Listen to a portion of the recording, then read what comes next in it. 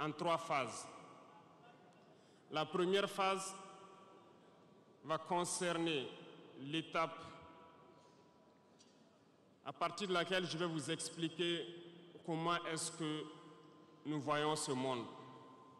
La deuxième phase, nous allons nous consacrer à vous expliquer pourquoi nous devons continuer à nous battre. Et après, l'étape la plus importante, ça sera de vous décliner de façon sommaire la vision pour l'avenir, si je peux m'exprimer ainsi.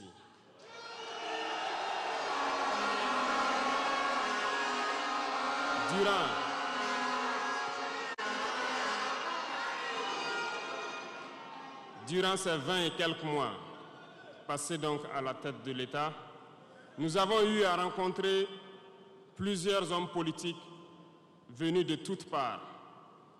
Nous avons rencontré des centaines de diplomates venus de toutes parts. Nous avons rencontré des hommes d'affaires venus d'un peu partout du monde. Nous avons été ouverts à tous ces échanges, à toutes ces discussions pour pouvoir apprendre du monde, pour pouvoir comprendre le monde. Et aujourd'hui, je pense que l'occasion est très belle pour que je puisse vous expliquer quelles conclusions nous avons tirées de tous ces rendez-vous que nous avons eus avec des hommes politiques venus de tous les continents, des diplomates venus de tous les continents. C'est très important.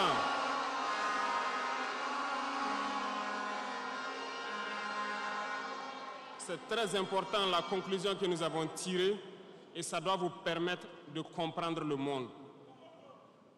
Parce que souvent, dans nos contrées, nous n'avons pas cette perspective de pouvoir avoir accès à certaines personnes qui vont vous enseigner beaucoup de choses à travers leur comportement, à travers leurs propos et aussi en vous disant comment ils nous voient. Camarades, Dieu a créé le monde avec tout ce qu'il y a comme bonheur, comme malheur, comme bien, comme mal, les humains, les génies, les animaux et tout ce qui va avec. Mais nous, humains, avons décidé de faire du monde autre chose. Chez les impérialistes, ils ont une vision du monde que je m'en vais vous expliquer. Le monde se résume en un triangle pour eux. Vous verrez le triangle dans la plupart de leurs insignes. Peut-être que vous ne comprenez pas, mais le monde se résume en un triangle. Pour eux, au sommet du triangle, se trouve l'empire du bien. Et l'empire du bien, c'est eux. C'est la prospérité, c'est tout ce qui est positif. C'est eux qui ont droit à tout ce qui est bonheur sur ce monde. C'est eux qui ont droit à toutes les richesses. C'est à eux d'imposer leur manière de voir le monde. C'est à eux d'imposer leur vision, leur mode de vie. Voilà pourquoi pendant la colonisation ou leur conquête, je dirais, ils venaient vers nos terres et ils disaient qu'ils ont découvert nos terres parce que pour eux, nous sommes des sauvages. Nous n'avons rien de comme eux, en fait. Donc, ils nous appelaient des indigènes. Et c'est eux, le peuple. Ils s'arrogent tous les droits. Et pour eux, le monde doit marcher comme ce qu'ils veulent. C'est simple. Je prendrai quelques exemples. Regardez à travers leurs films. Ils ont préparé l'esprit de leur peuple pour les faire comprendre qu'ils sont les meilleurs. C'est eux qui doivent tout posséder. Vous ne direz pas le contraire. Dans tous leurs films qu'ils propagent, vous trouverez toujours les méchants. Ce sont soit les Russes, soit les Sud-Américains, soit les Noirs qui jouent les mauvais rôles de trafiquants de drogue, de proxénètes, de trafic d'humains, jusqu'à un passé récent, bien sûr. Vous trouverez les Arabes qui jouent le rôle des terroristes. Voilà un peu comment ils perçoivent le monde.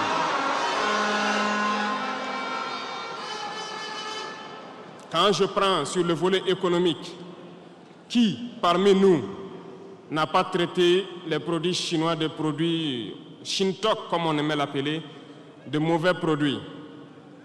Mais aujourd'hui, j'ai pu vous dire qu'on a tout tort, parce que la Chine est à un niveau de technologie assez avancé, et c'est en Chine que la plupart de ces pays viennent s'approvisionner, mettre leur marque dessus et nous revendent comme étant leur propriété.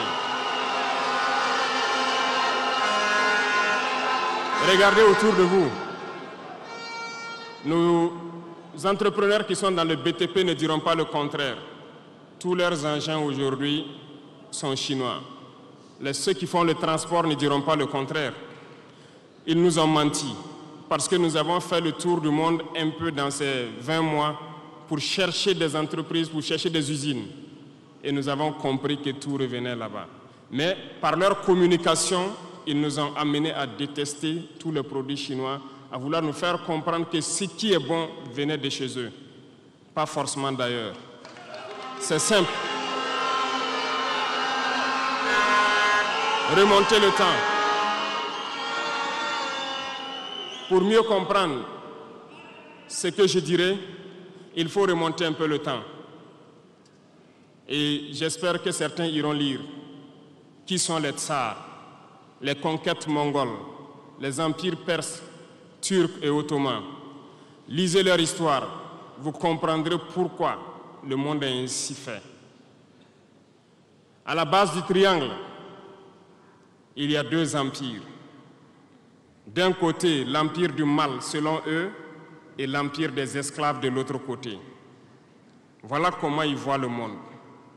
Qui est-ce qu'ils appellent l'empire du mal? Ceux dont je viens de citer tout de suite l'origine, et je vous ai dit de remonter le temps, allez-y lire, vous comprendrez pourquoi ils sont l'empire du mal à leurs yeux. Ils combattent l'empire du mal. Pour eux, l'empire du mal doit disparaître. Pour eux, l'empire du mal incarne le diable. Ils communiquent et ils le font comprendre à leur peuple ainsi. Voilà pourquoi après la Seconde Guerre mondiale, dans les années 80, je prendrai le cas de la Russie, où tous les stratagèmes ont été mis en œuvre pour l'effondrer avec le président Gorbatchev. Aux États-Unis, c'est le président Ronald Reagan qui était à la manœuvre. 3 stratagèmes principaux ont retenu notre attention. Ils sont allés donc au niveau de l'Arabie Saoudite les demander de baisser le prix du pétrole de 35 $ à 7 $ pour faire écrouler l'économie russe. Parallèlement à cela, le deuxième stratagème, n'oubliez pas quelque chose, ces mêmes personnes qui viennent de quitter l'Afghanistan, soit disant qu'ils combattaient les talibans ont été reçus par le président Ronald Reagan à la Maison-Blanche. Ils ont été armés par la CIA. Les fameux missiles Stinger, Sol-Air, ont été livrés aux talibans pour combattre les Russes. Et plus tard, ils viennent supposer les combattre. Allez-y comprendre. Le troisième stratagème, c'était un bluff.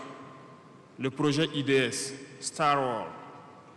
Lisez, vous comprendrez pourquoi ils ont amené le président Gorbatchev à créer le projet Paulus qui a enfoncé la Russie. Une fois que la Russie s'est effondrée, ceux qui se prétendent être de l'empire du bien ont commencé à jubiler, jusqu'à ce que vienne cette équipe avec Vladimir Poutine pour essayer de remonter la Russie en surface.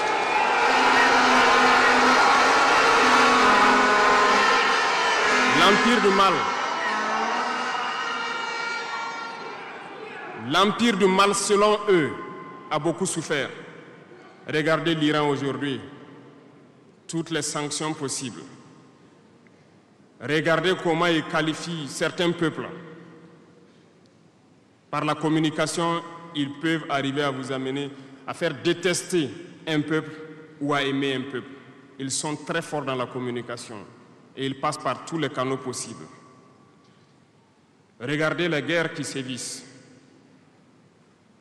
Ils ont tout inventé pour leur propre intérêt. Et enfin, l'empire des esclaves, selon eux, c'est l'Afrique et certains peuples d'Amérique du Sud.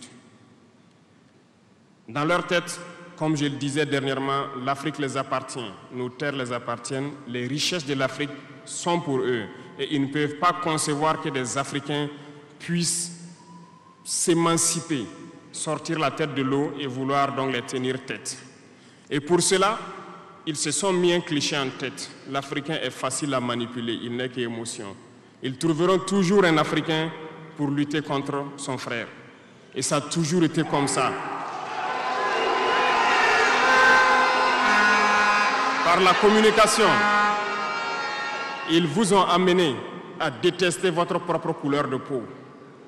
Dans nos cultures et dans beaucoup de cultures au Burkina Faso ici, le deuil était symbolisé par la couleur bleue. Lorsqu'une femme perd son mari, elle portait donc des tenues de couleur bleue pour faire son deuil pendant un temps donné. Ce sont eux qui sont venus vous dire que le noir symbolise le deuil, le diable, la médiocrité, tout ce qui est mauvais. Et malheureusement, nous avons tellement avalé ça que lorsque nous sommes en deuil, nous nous mettons également en noir. Il faut que nous nous réveillons. Il faut que nous nous réveillons parce que voilà le cliché qu'ils ont en tête. Eux, ils sont l'empire du bien, d'autres sont l'empire du mal et nous, nous sommes l'empire des esclaves. Voilà comment les impérialistes voient le monde. Il faut que vous compreniez cela. Et là, je m'en vais faire un coup de gueule à l'endroit donc de certains intellectuels qui continuent de vouloir prêcher pour les impérialistes. Est-ce qu'ils ignorent cette partie de l'histoire? Je n'invente rien. Ça a été déclassifié. Vous trouverez tout ce que j'ai dit dans les bibliothèques ou partout sur les moteurs de recherche. Ces intellectuels n'ont-ils pas lu cela? Ne connaissent-ils pas l'histoire de ce monde? C'est peut-être par malhonnêteté ou quelques billets de dollars qui les amènent à toujours prêcher pour les impérialistes. Il faut que nos intellectuels arrivent à tout moment à prêcher pour conscientiser nos peuples, nos masses populaires, pour qu'ils comprennent d'où ils viennent et comment ils sont vus des impérialistes.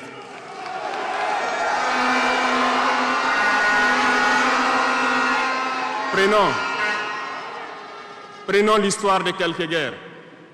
Vous avez suivi la guerre d'Irak. Un gros mensonge qui a été inventé, soi-disant de possession d'armes de destruction massive. Certains sénateurs, au niveau des États-Unis, ont tout fait pour avoir les preuves. Ils ne l'ont pas eu. Souvenez-vous que plusieurs personnes ont démissionné de la CIA après cette guerre. Des preuves ont été inventées de toutes parts. Des services secrets occidentaux les ont aidés à fabriquer des preuves. Et on se souvient que le même Niger a été accusé en son temps en montant une fausse convention, un faux contrat de vente d'uranium à l'Irak. C'est le même processus qu'ils ont voulu amener la dernière fois pour soi-disant que le Niger vend de l'uranium clandestinement à l'Iran. C'est déjà vu. Ils ont prétexté cela, ils n'ont pas eu de preuves. Même les Nations Unies ont trouvé finalement qu'il n'y avait pas de preuves tangibles de présence d'armes de destruction massive. Mais ils avaient leur objectif, il fallait détruire l'Irak. Ils ont détruit l'Irak. Ils ont créé l'État islamique. Tout comme ils ont créé les talibans dans les années 80. Les armer, les équiper. Et après, ils prétendent venir les combattre. Comprenez le jeu. Ça n'a que trop duré.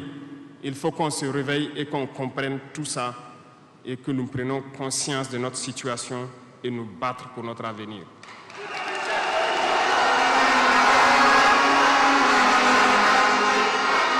Toutes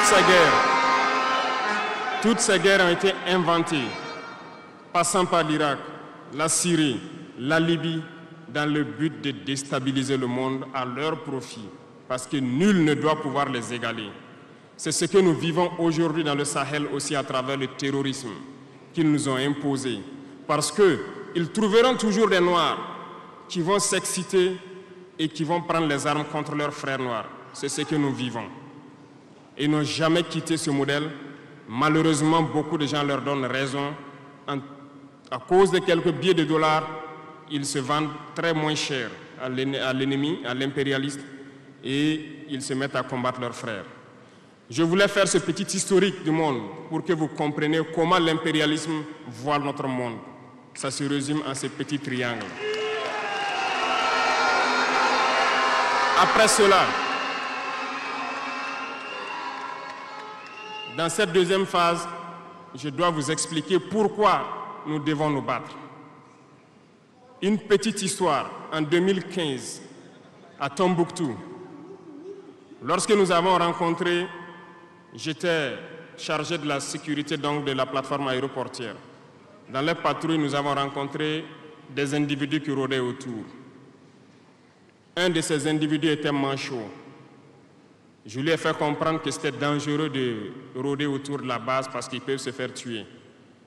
Il m'a dit qu'il voulait se faire tuer, il voulait mourir. Et j'ai cherché à comprendre leur histoire. Certains étaient fous, d'autres étaient normaux, mais ils cherchaient à mourir à cause du terrorisme.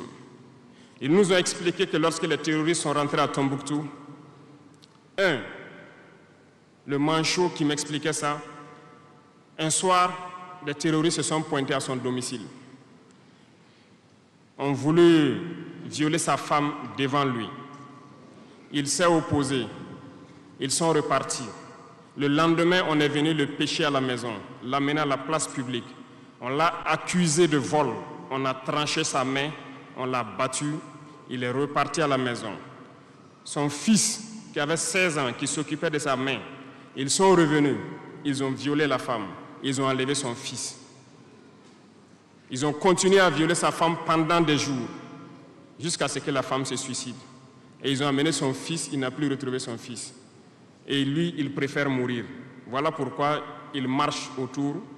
Le jour qu'une sentinelle va lui tirer dessus, ça lui fera plaisir. D'autres ont connu le même sort. Ils ont été enlevés de chez eux parce qu'ils refusaient que les terroristes touchent à leurs femmes ou à leurs filles. Et le lendemain, on vient les soustraire, on les amène à la place publique, on les battait à sang. Et après, ils allaient faire leurs sales besoins. Beaucoup de familles ont été détruites ainsi. Ce sont des criminels, des violeurs, des bandits, des trafiquants de drogue qui sont armés et qui sèment désolation dans nos contrées.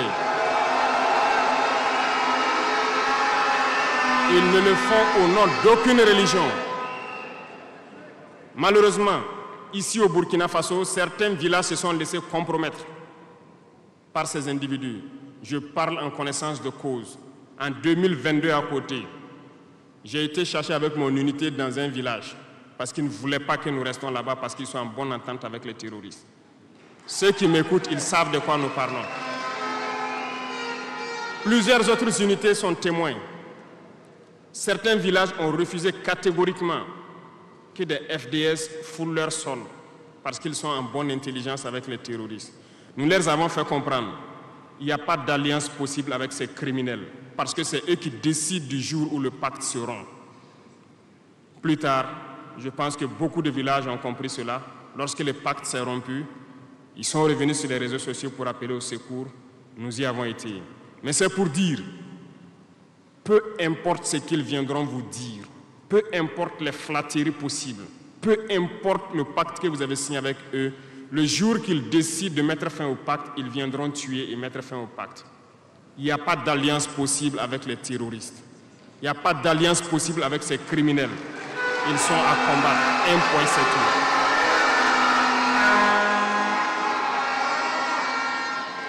Aujourd'hui, nous constatons un phénomène, malheureusement, dans nos villes ici.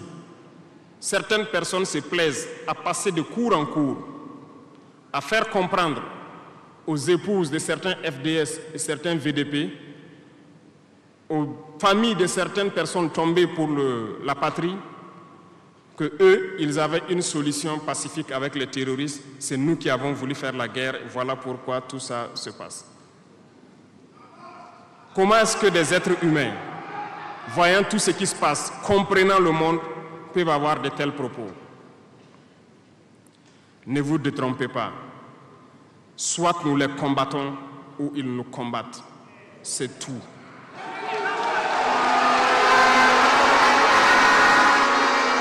Les gens se cachent. Ces gens se cachent soi-disant derrière un semblant de dialogue ou de négociation. Encore, ils vont vous ramener à traîner dans la boue.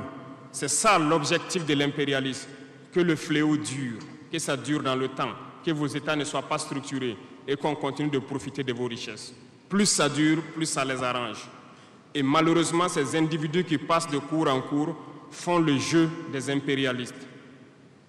S'ils m'entendent, qu'ils arrêtent maintenant. Parce qu'ils iront combattre eux-mêmes.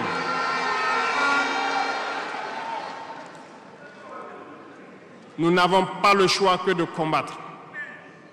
Et nous avons opté pour le combat. Et c'est par là que nous serons libres, que nous serons réellement indépendants. Pour ce faire, nous avons pris le soin de diagnostiquer le problème profond du Burkina Faso. J'avoue que le problème est réel et profond. Le mal est là. Nous l'avons diagnostiqué et nous découvrons de jour en jour le système. Plusieurs nœuds ont été défaits, mais des nœuds restent à défaire parce que tous les jours que Dieu fait, nous découvrons certaines pratiques. Je peux comprendre, plusieurs décennies durant, ce système s'est installé. C'est devenu comme un gène dans nos ADN. Mais il faut que nous arrivions donc à soustraire ce gène donc de nos ADN et pouvoir construire un Burkina nouveau. Voilà pourquoi dans la troisième phase de mon propos, je m'en vais donc donner des lignes directrices dans certains domaines clés.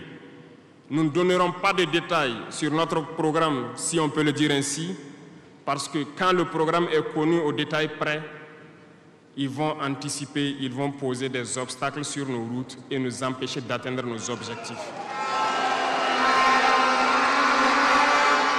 Mais nous pouvons donc nous résumer en quelques mots. Parlant donc du domaine de la défense et de la sécurité, comme vous le constatez, nous avons opté pour le combat. Et pour cela, nous avons doublé presque les effectifs dans nos forces armées. Nous continuons de recruter et je pense que dernièrement, des recrutements ont été lancés côté officiers et sous-officiers et bientôt, dans quelques jours, le recrutement pour au moins 10 000 soldats devrait être lancé. Nous continuerons à renforcer les effectifs pour faire face. Parce que où que vous soyez, malgré le recrutement qui a été fait, il y a toujours le besoin de militaires. Partout au Burkina Faso, certains villages continuent de vouloir la présence militaire. Donc, il y a lieu de continuer à recruter et à équiper. Et je peux vous assurer que nous sommes sur cette lancée. Depuis janvier 2023, nous avons pu lancer un programme d'équipement. C'est vrai, le monde est fou. Il y a la guerre partout. Aucune nation ne prend son équipement et vendre. On fabrique pour vous. Ce qui a fait que ces équipements ont traîné près de 18 mois, mais les premiers ont commencé à venir, comme vous avez pu le constater la dernière fois. Et les équipements vont continuer à venir. Parce que nous voulons que le niveau de notre armée atteigne un niveau jamais égalé dans la sous-région.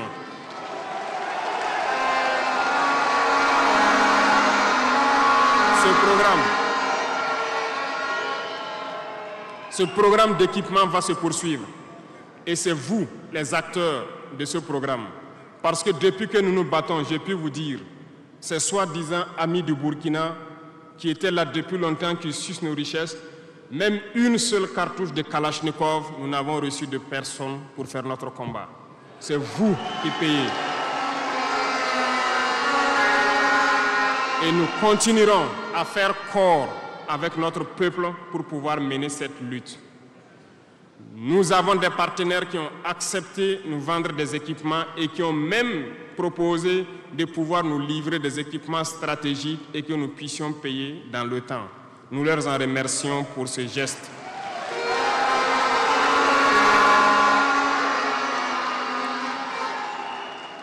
Et nous disons encore merci au peuple qui a compris le sens du combat, qu'il faut que nous nous battons.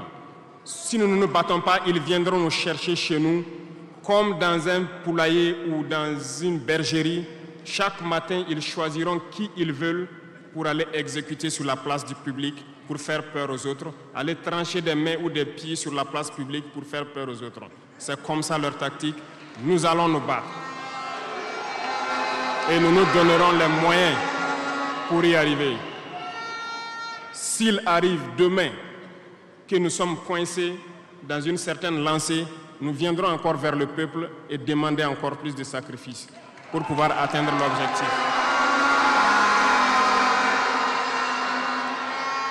Parce que malgré vos cotisations, je vous le disais tantôt, certaines puissances ont refusé de nous vendre les équipements, ont bloqué les équipements que nous avons achetés dans certains pays parce qu'ils ont la licence de certains composants.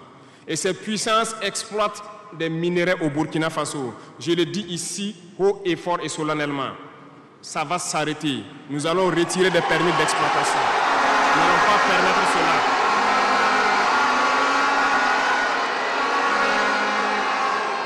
Vous ne pouvez pas exploiter nos ressources et refuser de nous vendre des équipements, faire bloquer nos équipements. Nous n'allons pas accepter qu'ils s'attendent. Nous allons récupérer nos permis d'exploitation et nous allons l'exploiter nous-mêmes.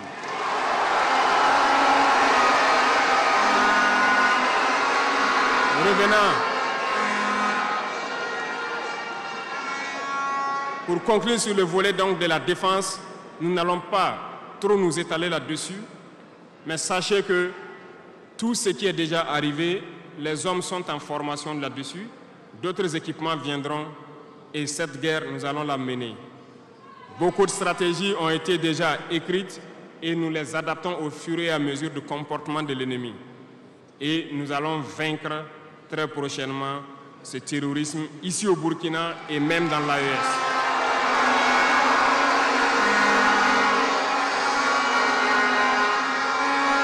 Pour ce qui concerne le domaine donc de la fonction publique, pendant longtemps, nous avons passé le temps à mettre en garde un certain nombre d'acteurs. Mais nous avons compris que le phénomène est tellement profond. La corruption, la mauvaise gouvernance dans les différentes administrations, le manque d'éthique persiste. Certains organes ont été donc mis en place dans le cadre de la lutte contre la corruption et dernièrement, certains arrêtés ont été pris pour ce qui concerne les primes de dénonciation. Le dernier acte à poser sera fait avant donc, la fin de ce mois. C'est un organe qui devra siéger dans tous les ministères pour s'auto-saisir de certains dysfonctionnements, des actes de corruption et pouvoir agir. Et ces organes seront prêts. Parce que nous avons beaucoup de gros travailleurs aussi dans l'administration, mais qui sont mis à l'ombre, qui sont souvent mis à l'écart. Parce que pendant longtemps, ce sont les plus corrompus, les plus malhonnêtes qui ont été mis à la lumière, c'est eux qui bénéficient de tous les avantages. Et je dis donc aux travailleurs de faire attention à ces individus qui sont en train de perdre leurs privilèges, parce qu'ils vont continuer de vous manipuler, de vous intoxiquer et de vous envoyer dans de mauvais pâturages. Faites très attention à ces individus qui sont en train de perdre leurs privilèges, parce que nous n'allons pas permettre à ce que une soi-disant élite donc, qui avait été programmée s'arroge tous les droits donc, dans nos différentes administrations. Le dernier organe sera mis en place avant la fin de ce mois et le travail réel va commencer. Vous entendrez dire un peu partout à l'issue de ça que nous ne respectons pas certains textes, nous ne respectons pas certaines lois, mais il n'y a pas de loi ou de textes qui tiennent dans cette lutte lorsque c'est pour l'intérêt de la patrie. Qu'ils se le tiennent pour dire donc nous allons aller dans ce sens. Nous avons donc dans le processus de recrutement adopté une ligne de conduite. Nous sommes en train de faire un diagnostic, de vérifier les présences et de voir les besoins.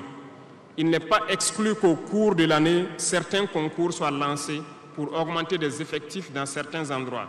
Certes, il y a eu d'abord une vague de concours qui a été lancée, mais dans tous les milieux, ils sont en train de faire le point. S'il y a besoin, je dis bien s'il y a besoin, nous continuerons encore de recruter pour être à un niveau acceptable et pouvoir faire fonctionner les différents organes donc, du pays pour le bonheur donc, des masses populaires. Dans le domaine donc, de la diplomatie, nous avons opté pour une diplomatie commune dans l'AES. Toutes les décisions vis-à-vis donc, des partenaires, que ce soit africains ou à l'étranger, seront prises à l'unanimité au sein de l'AES. Mais nous avons aussi opté pour une diplomatie de vérité. Nous ne comptons pas nous mettre dans certaines logiques de mentir ou de couvrir la réalité, soit disant que c'est la diplomatie. C'est faux. Ce n'est pas là la diplomatie. Je puis vous dire que ce que vous voyez en superstructure, lorsque les gens viennent en audience et sortent pour parler au micro, ce n'est qu'une partie visible de l'iceberg. Ce qui s'est passé à l'intérieur dans les huis clos, ça n'a rien à voir avec la diplomatie. Et nous nous sommes donc inscrits dans cette logique de dire clairement les choses au peuple. Certains vont nous critiquer, d'autres même iront à dire que non, un chef d'État ne doit pas parler comme ça, un chef d'État ne doit pas faire ça. Mais nous leur disons que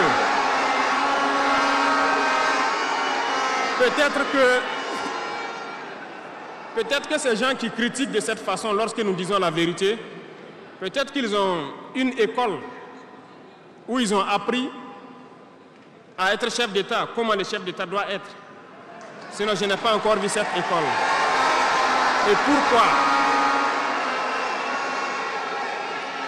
pourquoi nous devons ressembler forcément aux autres, faire comme les autres? Nous voulons créer notre modèle, notre identité. Et je pense que le Burkinabé, par définition, c'est l'homme intègre. Nous voulons la vérité.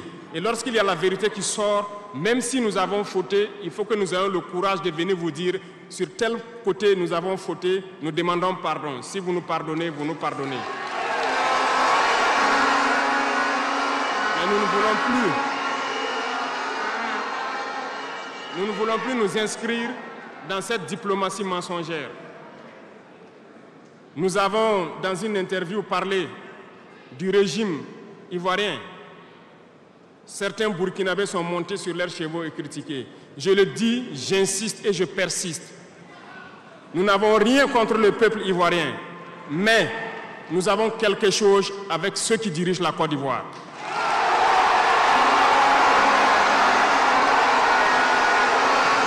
Nous le disons et nous le répétons encore.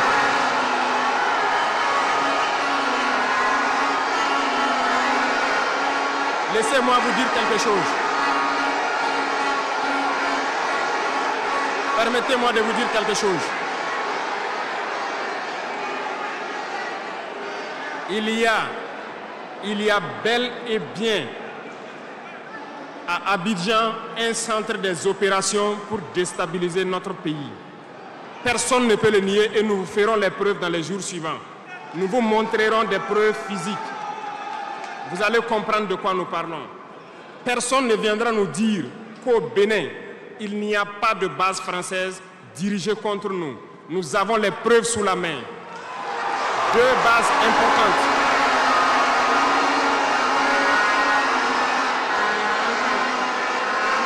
Nul ne peut le contester. Et je les mets au défi. Et nous n'avons rien contre le peuple béninois. Là, nous avons un problème avec la politique des dirigeants béninois. Et nous le disons haut et fort encore. Dans cette diplomatie, nous avons décidé de dire la vérité. Il y a bel et bien 2 bases, une vers Kandi et l'autre en allant vers Porga ou je ne sais pas quelle localité. Des pistes ont été réaménagées à plus de 3000 mètres de long. Des avions atterrissent, les gens équipent et forment les terroristes là-bas. Nous avons des enregistrements audio d'agents français au Bénin là-bas qui se jouent le centre des opérations des terroristes. Ils montent les opérations avec eux. Ils les aident à se soigner. Ils font tout ce qu'il y a là-bas.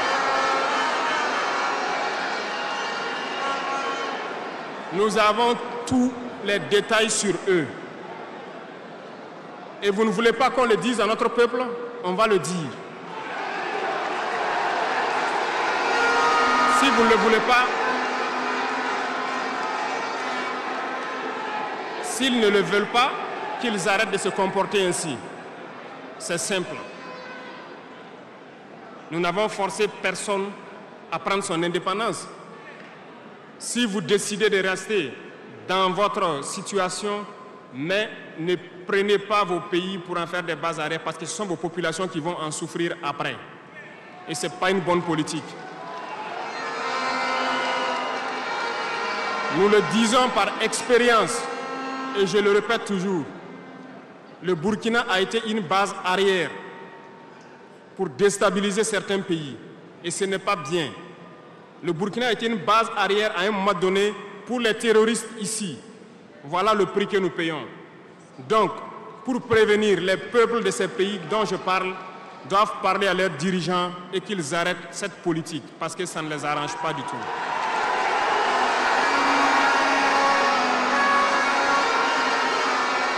Pour venir, dans le volet communication et culture, nous avons lancé plusieurs initiatives. Au cours de l'année 2024, vous avez pu célébrer avec nous donc, le mois donc, de consommation locale. Nous avons eu les journées traditionnelles, le mois du patrimoine. Beaucoup d'activités ont été menées. Nous allons continuer à ramener donc, en surface, donc, notre culture. Parce que c'est de là que nous retrouvons notre identité. Nous allons continuer des actions dans ce sens à mettre en valeur notre culture, à mettre en valeur donc nos coutumes et à mettre en valeur le vivre burkinabé. Et nous souhaitons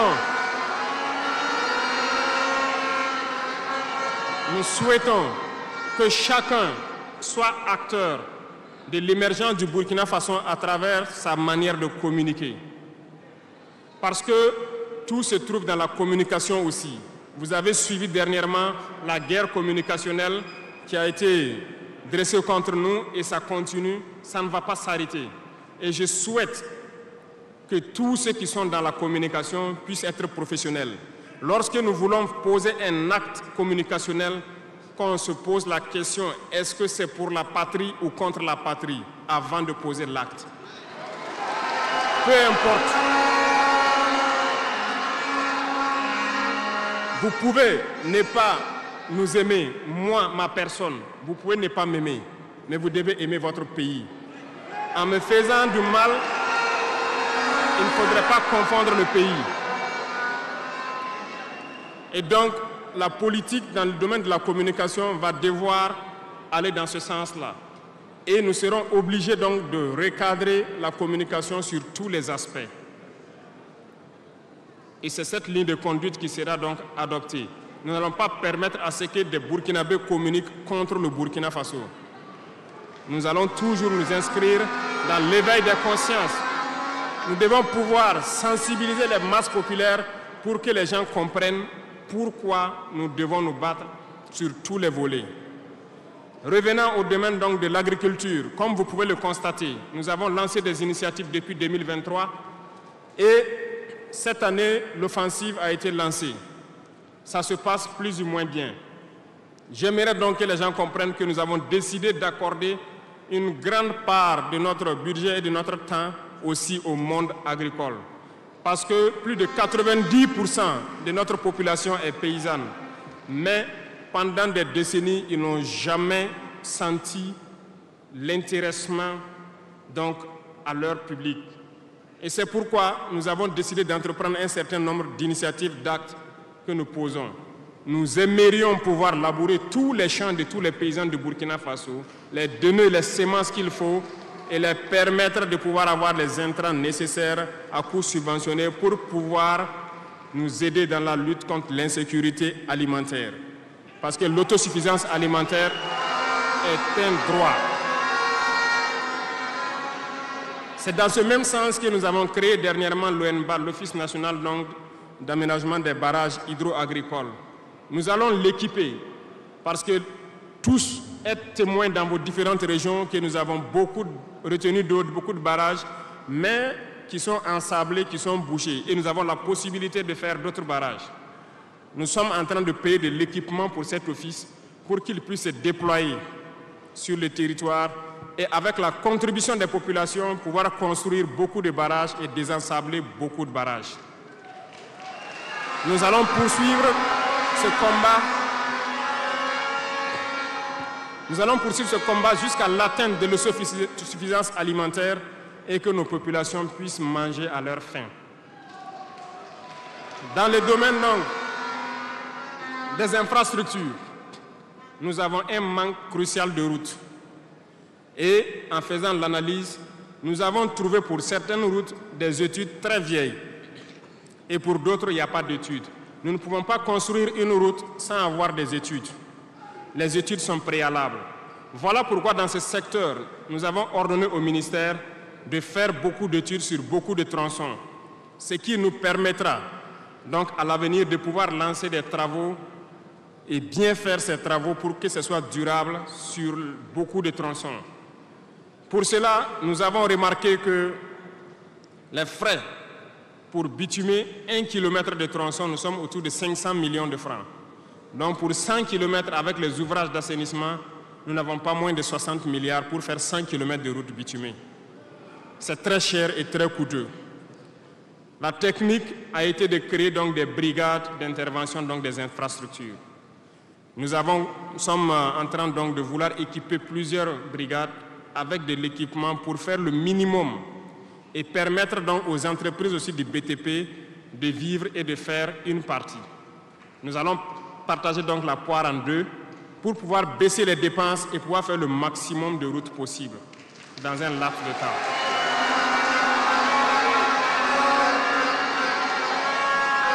Cela donc a déjà commencé et nous allons poursuivre au cours donc de ces 5 années dans ce processus pour que dans toutes les régions, nous puissions quand même pouvoir rallier le maximum de chefs-lieux de province et que nous puissions faire écouler nos marchandises et que les personnes puissent se déplacer sereinement. Dans le domaine donc de l'urbanisme, nous sommes dans un processus de pouvoir redessiner nos villes. Et si vous remarquez, les villes sont trop grandes, si nous prenons Ouagadougou, mais les infrastructures d'assainissement et autres ne suivent pas.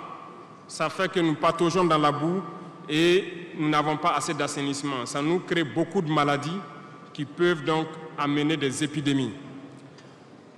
Nous avons un processus de pouvoir concentrer les villes à travers donc des constructions à hauteur.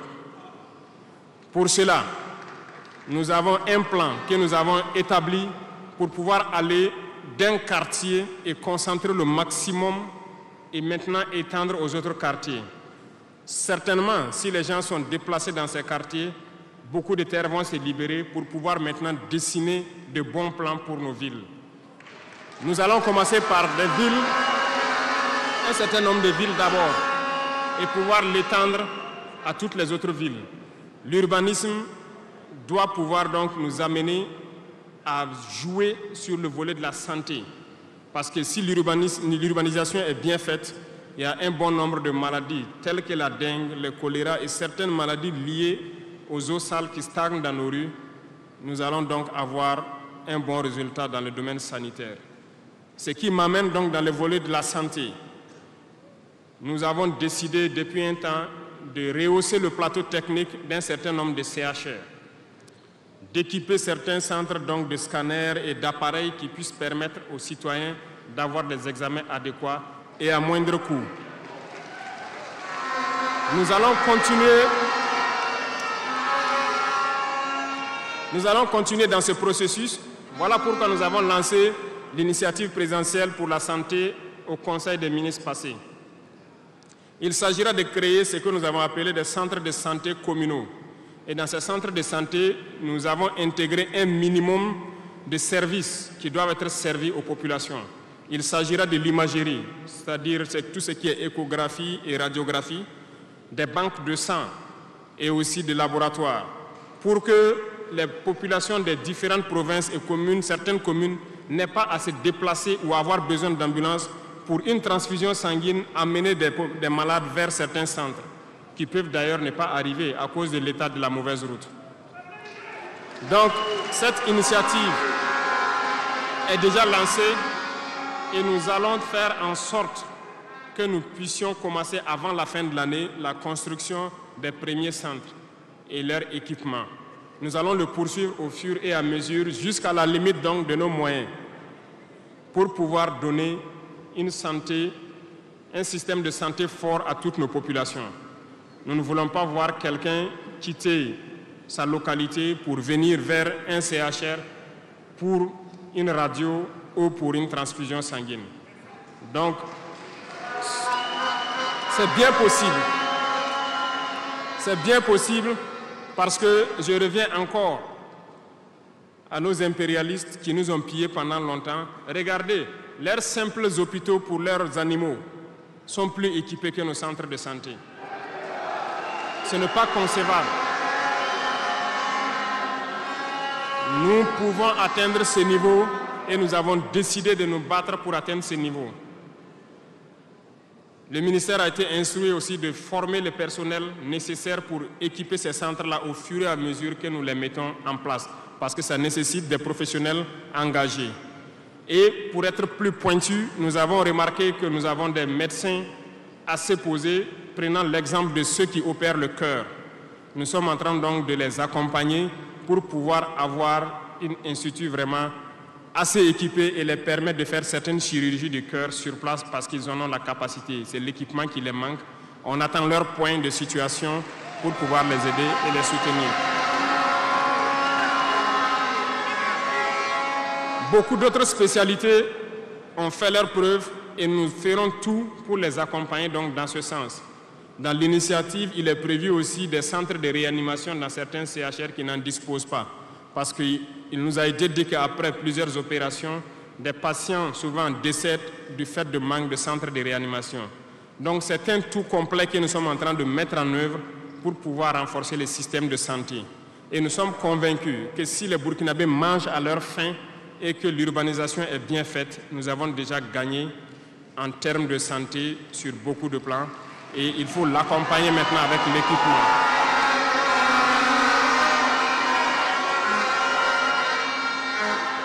Dans le domaine de l'éducation, nous avons fait le diagnostic et comme vous le savez, nos camarades étudiants sont là, ils ne diront pas le contraire. Comment quitter ces chevauchements d'années, comment refaire le système? Eh bien, nous avons abouti à une conclusion. Nous avons lancé l'initiative aussi pour l'éducation de qualité. Ça va intégrer tous les volets, de la maternelle jusqu'à l'université. Les premiers bâtiments devront donc pousser aussi avant la fin de l'année. Nous avons opté pour des constructions en hauteur, pour rassembler le maximum d'élèves sur des superficies données, pour permettre un contrôle approfondi et judicieux de l'enseignement, parce que l'enseignement, c'est aussi de l'éducation. Et au finish, nous devrons avoir des complexes dans la plupart de nos communes, qui vont de la maternelle jusqu'au secondaire, et les centres universitaires doivent voir leur capacité augmenter aussi. Quand nous prenons aujourd'hui nos salles de classe à 3 classes qui sont construites un peu partout, la saison des pluies a commencé, les intempéries encore sont venues nous montrer que ce n'est pas la bonne option. Voilà pourquoi nous ne voulons plus faire ces centres isolés avec des petites maisons de 3 salles et nous allons passer à des constructions à hauteur pour avoir le maximum d'élèves dans un espace donné et l'encadrement conséquent pour une éducation de qualité. Beaucoup d'autres choses seront initiées dès le primaire. Nous allons revenir à certains fondamentaux de discipline et d'instaurer donc un certain nombre de valeurs à inculquer aux plus jeunes depuis le primaire pour qu'ils soient de bons citoyens de demain.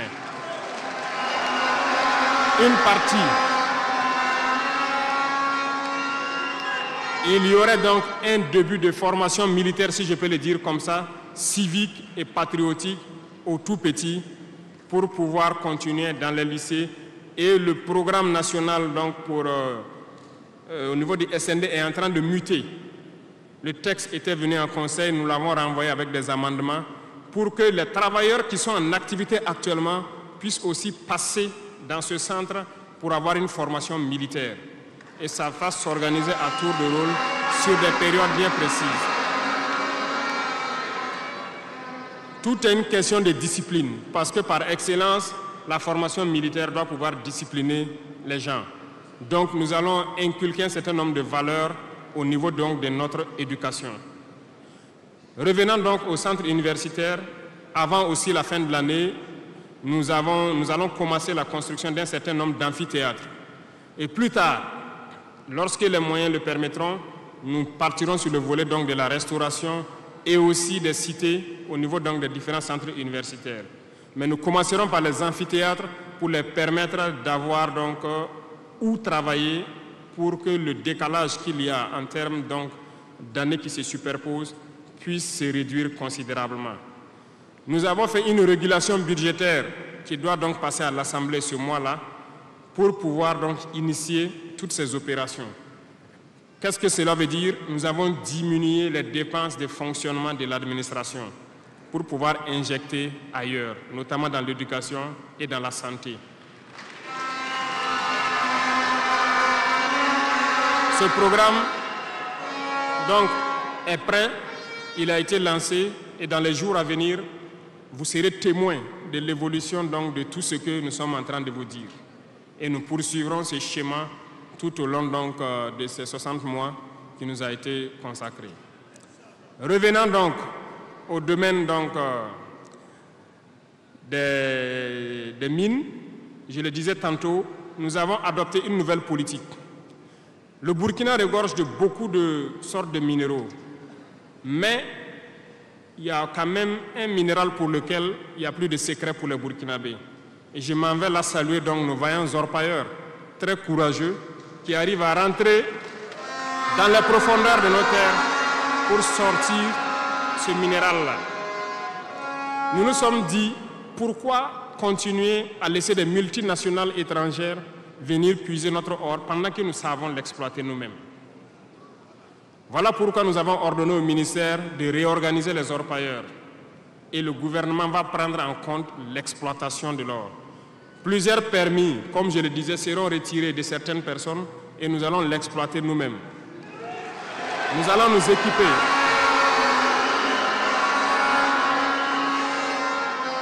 Nous allons nous équiper en machines pour le faire, mais même si nous n'arrivons pas à nous équiper de manière conséquente, nos orpailleurs ont fait leur preuve de courage et d'abnégation.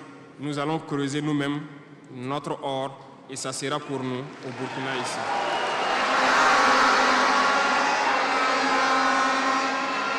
Pour les autres substances, là où nous ne pouvons pas, et bien sûr, nos partenaires sincères qui acceptent de nous accompagner dans cette lutte, c'est à eux seuls que nous pourrons concéder certains permis. Parce qu'ils ont accepté de nous accompagner dans la lutte pour notre souveraineté, dans la lutte contre le terrorisme.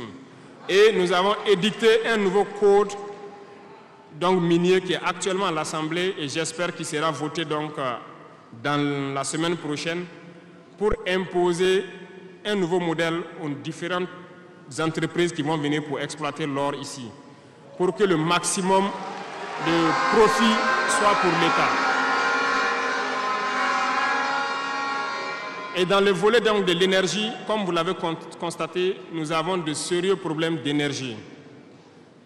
L'accroissement de la population n'a pas été suivi par une politique énergétique. Aujourd'hui, lorsque les pics de chaleur arrivent, il y a des délestages en permanence, beaucoup d'activités souffrent. Nous sommes en discussion avec des partenaires qui sont actuellement même au Burkina pour pouvoir construire dans l'urgence donc des centrales thermiques de très grande capacité. Et nous voulons donc voir avec eux comment on peut réduire les délais de construction. Les discussions portent actuellement sur la réduction des délais de construction et le modèle financier que nous allons mettre en place. Nous espérons aboutir à ça en attendant que notre processus, qui peut paraître long, des centrales nucléaires, puisse donc voir le jour. Sur ce volet aussi, ça se poursuit très bien. Sur ce volet, nous pouvons vous assurer que ça se poursuit très bien et nous sommes en train de vouloir mettre en place, sur place ici, une unité, si je peux dire, pour former des Burkinabés qui doivent prendre le relais, qui doivent suivre tout ce qui est processus de construction et prendre le relais, le transfert de compétences. Donc, ça va prendre vraiment un processus assez scientifique pour que nous puissions, à l'avenir, lorsque la centrale sera là, que dans un futur pas loin, ça soit la propriété exclusive des Burkinabés, que les ingénieurs burkinabés se l'approprient et pouvoir le mettre en œuvre, pouvoir l'entretenir.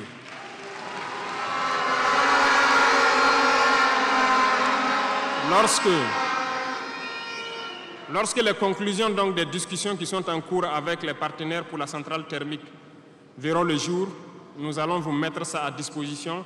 Et si nous avons besoin de vous, nous allons vous le dire pour pouvoir mettre en œuvre rapidement ce plan aussi. Parlant donc du domaine de l'économie qui tient beaucoup à cœur. Nous sommes en train de mettre en place un processus. Le paiement donc de la dette intérieure a commencé un peu avec les plus petites dettes. Les factures de moins de 100 millions ont été payées et nous poursuivons au fur et à mesure parce que ça doit permettre de soulager le secteur privé et de pouvoir donc relancer l'économie. Actuellement, nous allons nous tourner rapidement vers les sociétés d'État. Leur assemblée générale vient de finir, comme vous l'avez constaté. Elles fonctionnent très bien et elles ont fait de très bons résultats. Nous allons partir donc des sociétés d'État, soustraire un peu sur leur DAT pour soulager l'économie et faire tourner, soulager la dette intérieure et faire tourner l'économie. Donc dans les jours à venir, s'il plaît à Dieu, beaucoup d'entrepreneurs doivent être soulagés après donc la signature de conventions avec les sociétés d'État. Mais nous sommes en train, donc dans le secteur minier, comme je vous l'ai dit, de prendre une certaine indépendance. Ça doit nous permettre donc de pouvoir avoir un bon nombre de ressources en matière de finances, mais aussi et surtout le volet de l'industrialisation qui doit venir combler ce volet économie-là, parce que nous dépensons beaucoup à l'extérieur. Nous sommes en train de mettre en place tous les processus pour que nos devises ne sortent pas. En attendant, au niveau de l'AES, comme vous l'avez constaté, nous avons décidé de mettre en place une banque d'investissement et aussi un fonds souverain. Ce processus, donc, les techniciens sont là-dessus. La réflexion est en cours et nous espérons, dans un futur proche, qu'ils nous présenteront quelque chose de conséquent. L'autre volet stratégique que je ne vais pas parler et dont vous savez, nous avançons sereinement et au moment venu, ça va vous surprendre et rester à l'écoute. C'est tout ce que je peux dire.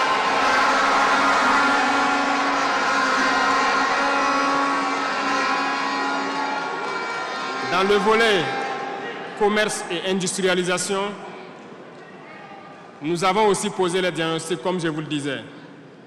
Actuellement, comme vous le constatez, nous avons énuméré un bon nombre de produits que nous importons de l'extérieur. Alors, nous sommes en train d'entamer un processus d'industrialisation. Il faut que nous arrivions à mettre le maximum d'industrie sur place pour transformer nos matières premières et pour pouvoir fabriquer ce que nous consommons. Nous sommes dans ce processus et nous discutons avec beaucoup de partenaires pour avoir le maximum d'industrie sur place. Cela va faire en sorte que nos devises ne sortent pas et que l'économie tourne bien et que aussi nous puissions avoir de l'emploi pour les jeunes. C'est dans ce cadre que nous avons pris certains décrets pour faciliter la création des petites entreprises. Nous avons élagué tout ce qui est taxes durant donc un bon nombre d'années pour que les petites entreprises puissent se créer et vivre. Malheureusement, les petites entreprises se retrouvent confrontées aux besoins de financement.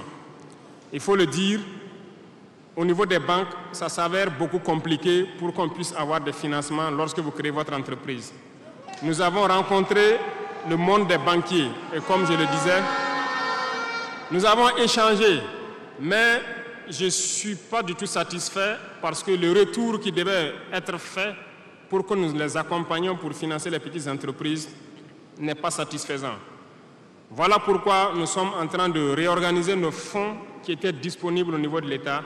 Nous les avons rassemblés en un certain nombre de fonds, tant au niveau de l'agriculture, tant au niveau donc du ministère de l'Emploi, pour pouvoir prochainement ravitailler ces fonds-là et pouvoir permettre aux jeunes qui créent les entreprises d'avoir des crédits et de pouvoir se lancer. Donc, et je profite interpeller donc le monde donc encore des banquiers de revenir avec des propositions parce que nous avons des solutions, mais peut-être pas de bonnes solutions pour eux. Mais il faut qu'ils reviennent un peu pour nous appuyer à pouvoir aider les jeunes à s'en sortir. Le cas échéant, nous serons obligés de mettre en place un plan, peut-être qui ne va pas plaire, mais nous serons obligés. Dans le domaine donc du commerce, comme vous l'avez constaté, beaucoup de gens nous ont interpellés au cours de nos tournées sur les marchés hier. Nous avons fait un point de situation. Il y a tellement de travail à faire pour reconstruire ces marchés hier. Donc, aujourd'hui, quand vous prenez à Ouagadougou, le maire fait des séances de sensibilisation un peu partout, concernant donc un certain nombre de commerçants qui se sont installés de manière anarchique au bord des rues, mais j'ai instruit à ce que ce soit des sensibilisations toujours, en attendant que nous dégageons les espaces pour construire des marchés dignes de ce nom et demander aux gens de venir prendre des boutiques dans ces marchés et maintenant pouvoir libérer les rues pour pouvoir agrandir et assainir notre milieu. Et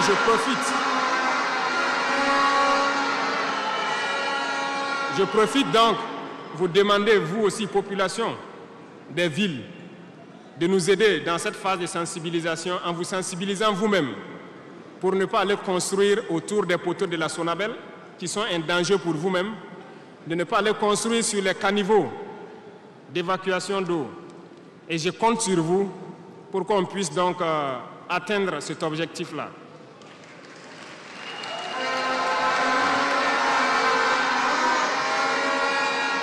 Revenons donc au volet donc de l'emploi, le sport, la jeunesse.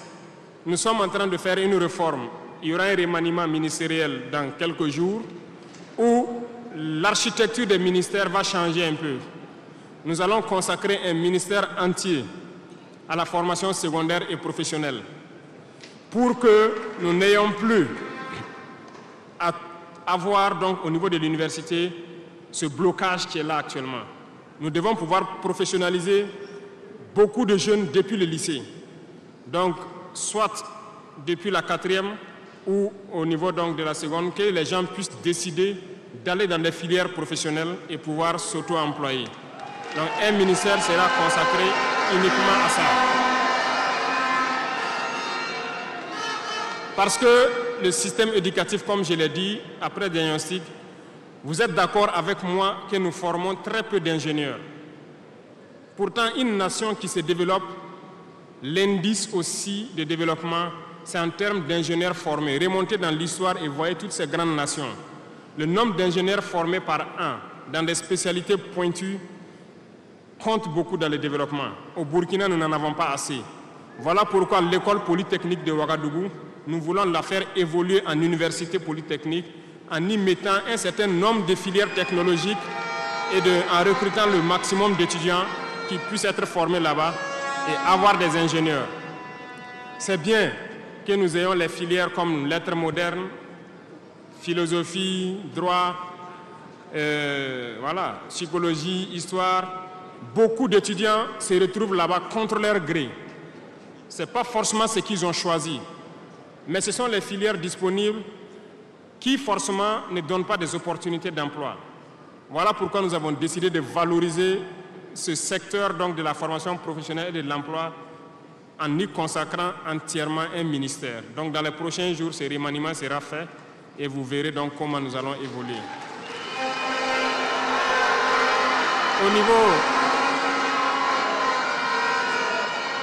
Au niveau du sport, la jeunesse et le sport, nous avons jugé nécessaire qu'il faut reprendre la main. Il faut reprendre la main pour recadrer. Parce que, première chose, le sport permet d'éviter un certain nombre de vices.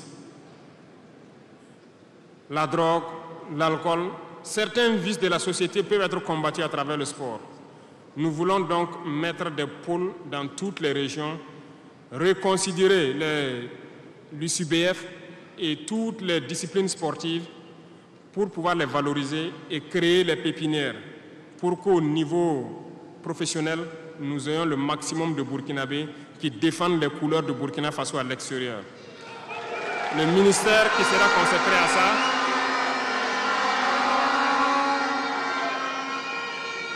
donc, il y a beaucoup déjà de textes qui ont été écrits et nous allons mettre en œuvre cela dès les prochains jours après le remaniement pour créer nous-mêmes ces espaces-là.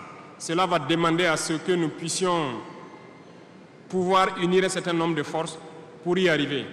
Et je compte sur vous, au niveau de chaque région, de chaque province, de pouvoir avoir donc cette discipline sportive-là et de s'encourager à faire le sport, à pouvoir permettre d'identifier les talents et de les faire émerger. Donc, certains volets de la gouvernance, tels que la transition digitale, nous n'allons pas nous évertuer là-dessus parce que c'est un processus un peu nouveau. Nous sommes dans la dématérialisation pour pouvoir lutter contre la corruption et aussi faciliter beaucoup de choses aux usagers. Le processus a déjà été lancé et vous voyez tous les jours les applications qui sont créées qui nous permettent donc de pouvoir faire faciliter un bon nombre d'activités au niveau des usagers. Même au niveau de la justice, vous avez pu voir que les casiers judiciaires et les certificats de nationalité aujourd'hui peuvent s'obtenir facilement en ligne. Donc nous allons continuer dans ce processus également.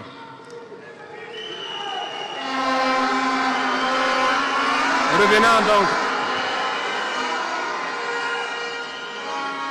au domaine donc de l'humanitaire, nous avons donné donc instruction au ministère. C'est le ministère de la Femme, du Genre, de la Cohésion sociale et de l'Action humanitaire. C'est eux qui traitent toutes ces questions. Mais nous avons décidé dans une première phase de nous concentrer sur l'action humanitaire, notamment soutenir les populations qui retournent dans leur village. Aujourd'hui, imaginez des populations qui retournent dans leur village en début de saison ou pendant la saison pluvieuse. C'est très difficile pour eux de pouvoir se nourrir ce temps-là. Donc, certains volets peuvent sentir moins donc, la présence du ministère, notamment le genre et autres. C'est parce que nous avons donné instruction au ministère de se concentrer sur l'action humanitaire. Au fur et à mesure que les villages rejoignent, que les villages puissent avoir le minimum pour survivre. Et là, à partir des moments où nous pourrons donc nous intéresser à tous ces volets. Parce que la cohésion sociale dont nous parlons ne peut advenir que lorsque les gens mangent à leur faim d'abord. Un pauvre et un riche ne peuvent pas s'asseoir sur la même table et parler. Si l'un a faim et l'autre... Voilà, c'est compliqué. C'est ce que je passe mon temps à dire à tous ceux qui viennent nous parler de cohésion sociale. Quelqu'un ne peut pas avoir faim et quelqu'un qui mange à sa faim, vous voulez les asseoir pour parler à la même table, ce n'est pas possible. Il faut que tout le monde ait à manger d'abord.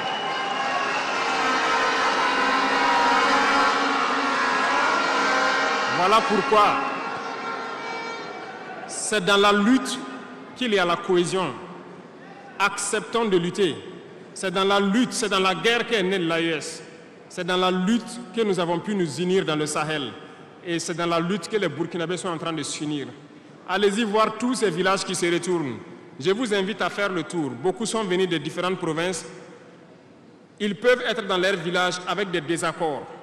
Ils ont été cherchés. Mais quand ils reviennent, ils sont plus soudés que jamais. La cohésion sociale se trouve dans la lutte également.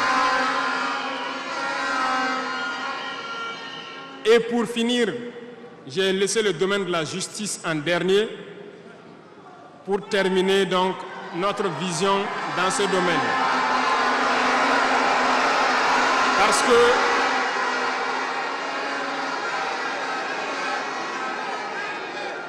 Parce que nous avons un sérieux problème dans ce volet. Nous avons entamé des réformes. Nous avons vu des écrits, nous avons vu des comportements de certains syndicats du monde de la justice.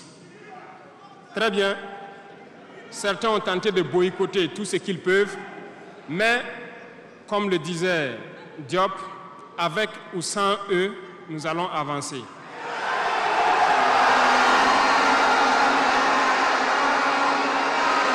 Nous avons plaidé.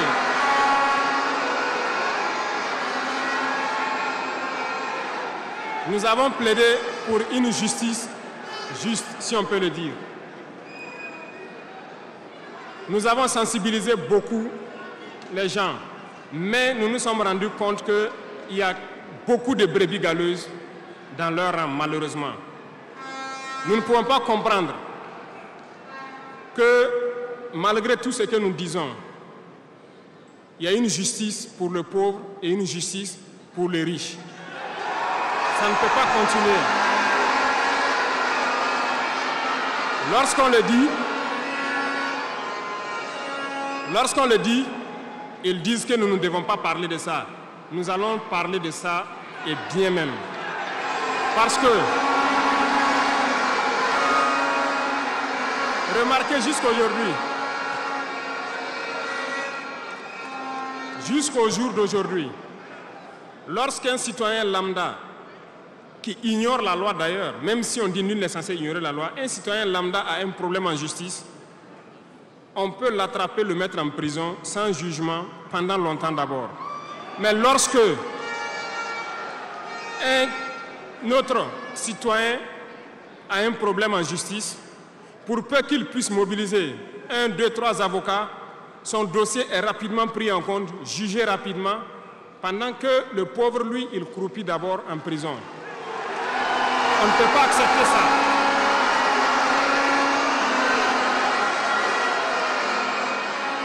Il y a des choses, il y a des situations et il y a des choses sur lesquelles nous n'avons pas voulu nous prononcer par juste devoir de réserve parce que nous sommes à un certain niveau, on ne veut pas parler en premier. Mais nous allons rompre ce tabou-là. Ça ne peut pas continuer comme ça. Il faut que les gens changent de manière d'être. Beaucoup de gens sont toujours en prison sans jugement. Nous allons lancer une campagne bientôt pour juger ces gens-là qui sont en prison pendant des mois sans être jugés. Parce que nous ne pouvons pas payer des gens et vouloir encore qu'on paye lorsqu'il y a un jugement. Ces pratiques vont cesser, ça fait partie du fonctionnement. Et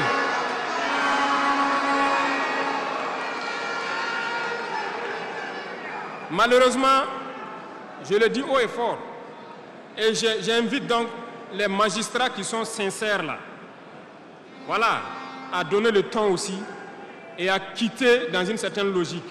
Parce qu'il y a beaucoup de brebis galeuses dans leur rang. Il y a des magistrats corrompus qui se cachent derrière des syndicats pour poser un certain nombre d'actes.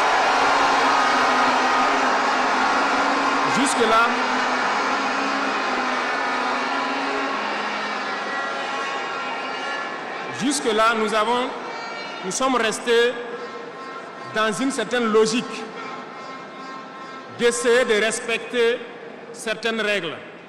Mais je veux qu'ils comprennent. Ce n'est pas parce qu'ils savent parler. Nous savons parler. Si quelqu'un continue dans cette logique, à chaque instant, nous serons devant le peuple pour les expliquer pourquoi nous avons violé telle décision de justice. Tant que ça ne va pas rencontrer l'assentiment du peuple. Parce que c'est le terme qui existe.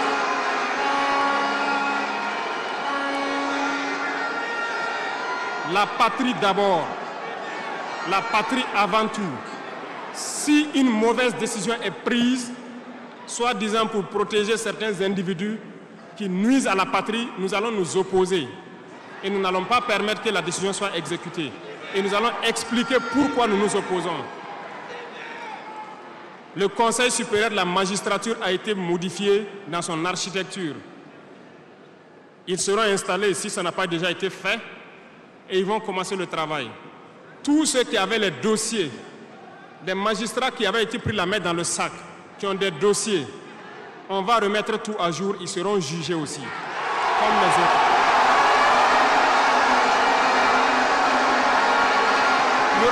Il n'y aura rien d'impuni.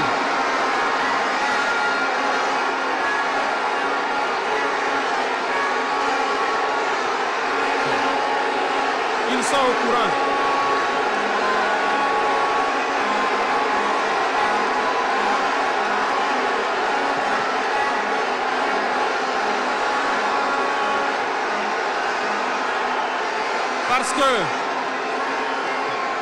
Parce que l'injustice est un fléau qui détruit la société. Oui, l'injustice est un fléau qui détruit notre société. Et il faut que ce soit clair. Certains diront qu'on n'avait pas besoin de le dire ici, on avait besoin de le dire. On les met en garde et ça sera fait. Ils vont le voir dans les jours à venir. Et c'est une mise en garde en même temps au nouveau Conseil supérieur de la magistrature qui sera mis en place de prendre au sérieux tous les dossiers. Certaines personnes ont été forcées à la corruption. Certains opérateurs économiques ont été escroqués, forcés à la corruption par certains membres de la justice. On a ouvert pour qu'ils puissent venir dénoncer ces individus-là. Ils vont être jugés également. Nous voulons une autre forme de justice.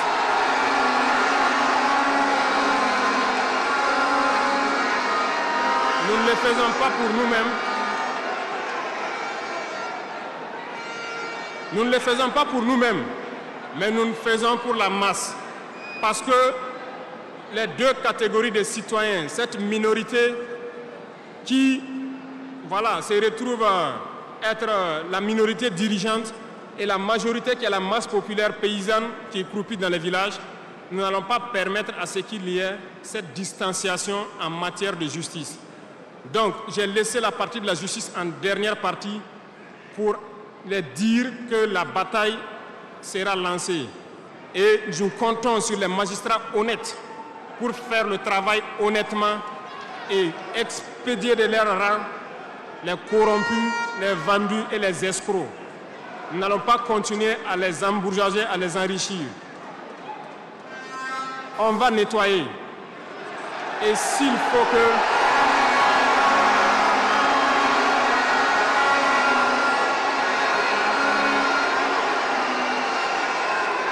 Et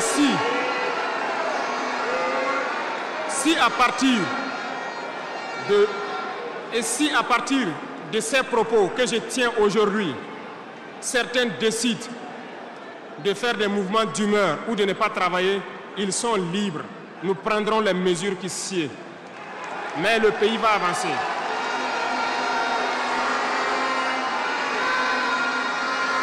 Tout Burkinabé a besoin de dignité. Tout Burkinabé a besoin de vivre en paix. Et la justice doit se donner en tenant compte de certaines valeurs. Nous avons vu des familles qui ont été détruites à cause de petites décisions de justice qui ont détruit cela. Je prends pour exemple, pour une simple bagarre au quartier. Une simple bagarre au quartier, on prend quelqu'un pour coups et blessures, on le met en prison, on ne se rend même pas compte que ce sont ces femmes et ces enfants qui vont périr dans la misère. On détruit des familles pour ça. Nous avons interpellé à relire le code pénal et c'est en relecture. Nous allons changer carrément le modèle de justice. Parce que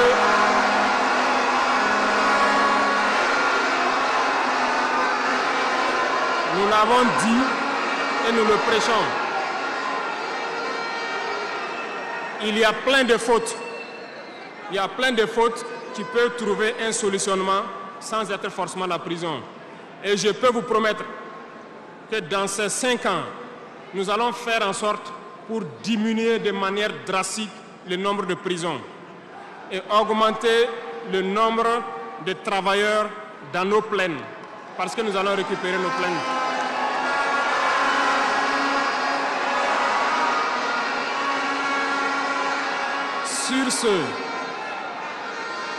Sur ce, nous n'allons pas donc nous détailler sur tous les aspects. Nous allons nous arrêter là parce que vous avez beaucoup de questions sûrement à poser sur ce que nous venons de dire et nous allons vous apporter les réponses claires, simples et limpides. Merci beaucoup et je vous laisse la parole.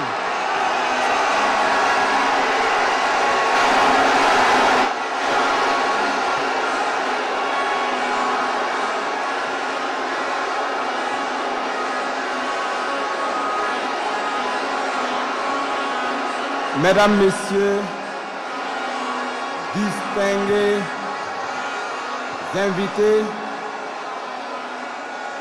vous venez donc de suivre l'adresse de son Excellence le capitaine Ibrahim Traoré, président du Faso, chef de l'État. 1h40 de prise de parole pour s'adresser aux Burkinabés d'ici et d'ailleurs, ça mérite des applaudissements bien nourris, s'il vous plaît.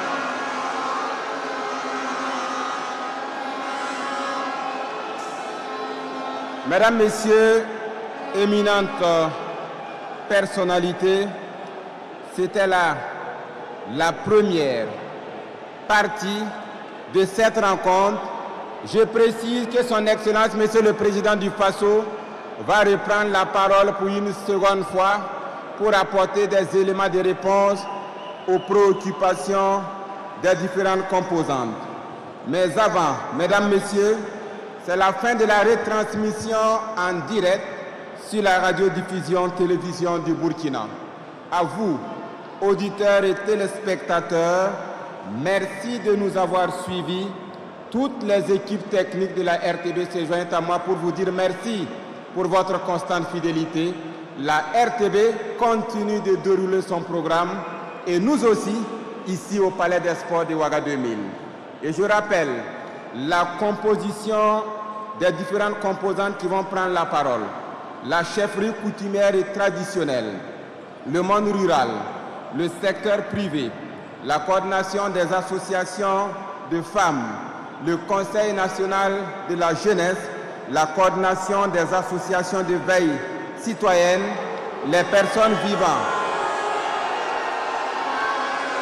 avec un